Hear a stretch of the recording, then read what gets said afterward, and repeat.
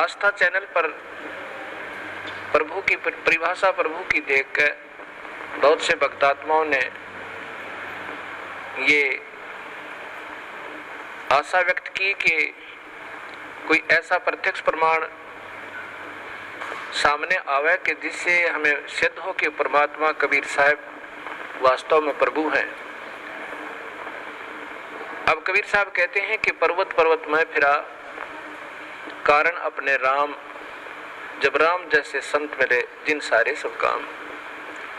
कबीर परमात्मा अपनी ही महिमा स्वयं ही गाते हैं और कहते हैं कि परमात्मा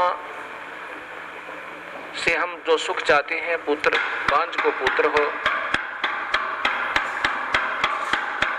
बंद कर दे। ये आपके सामने एक अनमोल उदाहरण है। ये एक परिवार खड़ा है।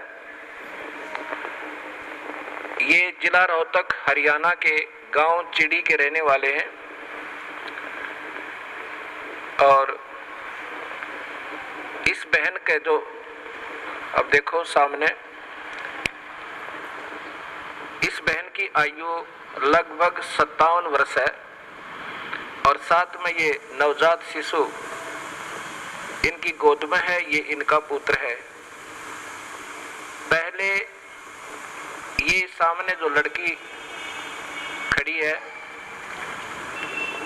ये सामने सुलोचना नाम की लड़की, ये बड़े वाली देखना, इसका नाम सुलोचना है। आपकी कितनी आयु है बेटी? 35 वर्ष। अब इस लड़की की आयु 35 वर्ष हो चुकी है और इसके ये 2 पुत्र और पुत्री हैं। ये पुत्री है इस लड़की की और ये पुत्र है, अर्थात इस बहन की। देखना इसको, बड़ी वाली को। क्या नाम है तेरी माँ का? संतरा। संतरा की ये तो बेटी है, बड़े वाली सुलोचना नाम है, जो 35 वर्ष की है। चित्र मारे ना सारे। और ये देवती है इसकी और ये देवता, और ये इनका दामाद है। इस 35 वर्ष के तक कोई संतान नहीं हुई इस लड़की के, सुलोचना के जन्म के उपरांत। अब इस बहन ने एक अपनी बहन का पुत्र भी गोद लिया। जब वो 10 वर्ष का हो गया तो उसकी मृत्यु होगी। उसकी मृत्यु के बाद ये पागल होगी। इस संतरा की ननंद गांव झांसुआ के अंदर ब्याही हुई है। वो बहुत बीमार रहती थी, सब जगह घूम ली थी, बर्बाद हो चुकी थी। और कबीर परमात्मा के चरणों में आते ही कर्म दंड कटते ही वो स्वस्थ होगी। 4 वर्ष हो गए। तब वो अपनी बीमारी का इलाज हो जाने के बाद उसने फिर अपनी इस भाभी से प्रार्थना की जिसका संतान नहीं थी, एक पुत्री होने के बाद। ये जो सामने आपने चित्र में पुत्र को लिए हुए दिखाई दे रही है। फिर इधर लो।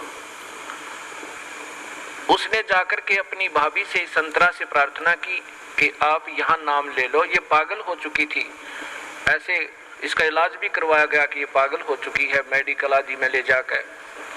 तब इसने प्रार्थना की कि आप हमारे गुरुदेव इस दास का नाम बताया, वहां चलो, उनसे उपदेश लो। कबीर परमात्मा की रजा से आपकी ये सूनी गोद भी भरी जा सके है।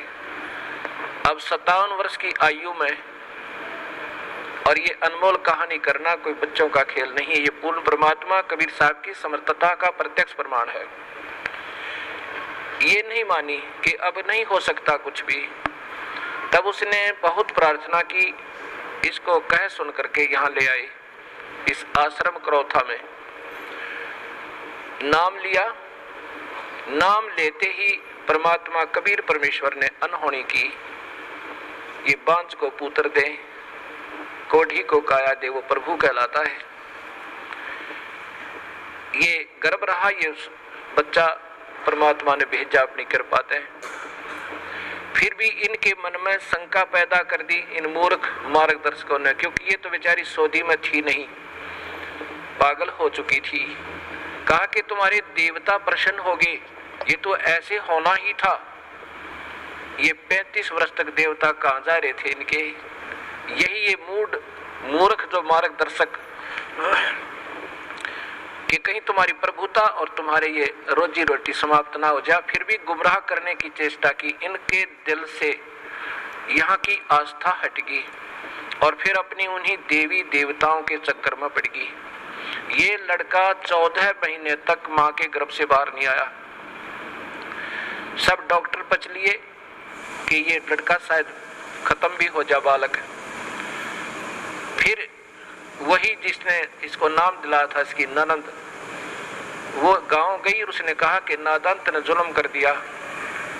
ऐसे प्रमाण, प्रत्यक्ष प्रमाण के बाद भी तुम्हारी बुद्धि भ्रष्ट होगी, चलो जाकर माफी मांगे, दोबारा उपदेश ले। तब ये बेचारी यहाँ आई और जो भी उन देवता का दर रखा था वो कुर्डिया बठो क्या ठा गए।